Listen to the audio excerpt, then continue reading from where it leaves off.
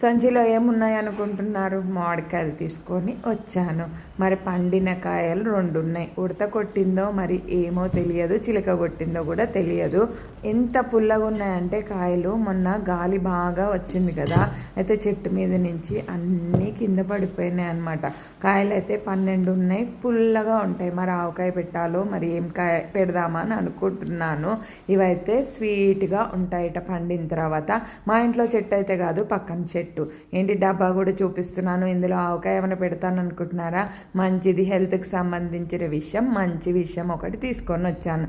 ఇది వచ్చేసి డబ్బాలో మనము పచ్చకర్పూరం కానీ ముద్ద కర్పూరం అయినా వాడుకోవచ్చు. మనకి పూజా స్టోర్స్లో దొరికే బిల్లలు కర్పూరం అయితే దీనికి పనికిరాదు.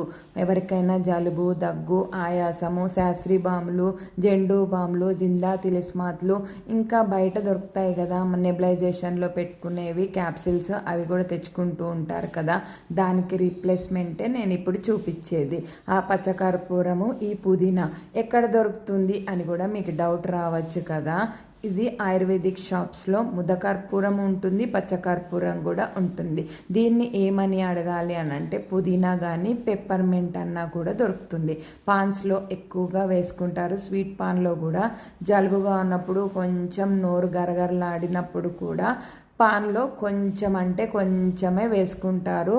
మనకి అది ఫ్లేవర్ అనేది సూపర్గా ఉంటుంది తిన్నప్పుడు కూడా. మీరు కూడా టేస్ట్ చేయండి ఒకసారి పాన్లో వేయించుకొని. పిప్పర్మెంట్ వేయమంటే వేస్తారు, లేకపోతే వేయరు మనం చెప్పకపోతే.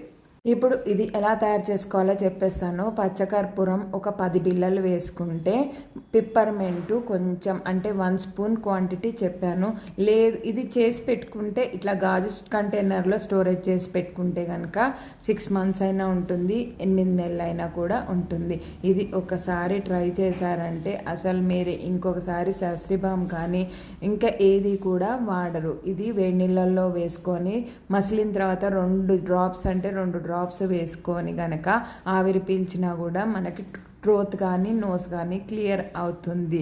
డైరెక్ట్గా కూడా రాసుకోవచ్చు. పిల్లలకైతే డైరెక్ట్గా రాయకండి.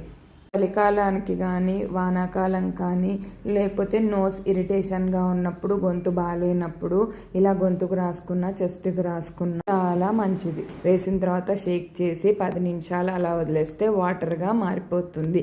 అందుకనే చెప్పాను, ఇలా ట్రై చేసి చూడండి. సైనస్ ఉన్న వాళ్ళకి ఎక్కువగా జలుబు, దగ్గు అలాంటివి వస్తూ ఉంటాయి కదా, వాళ్ళకి బాగా యూజ్ అవుతుంది.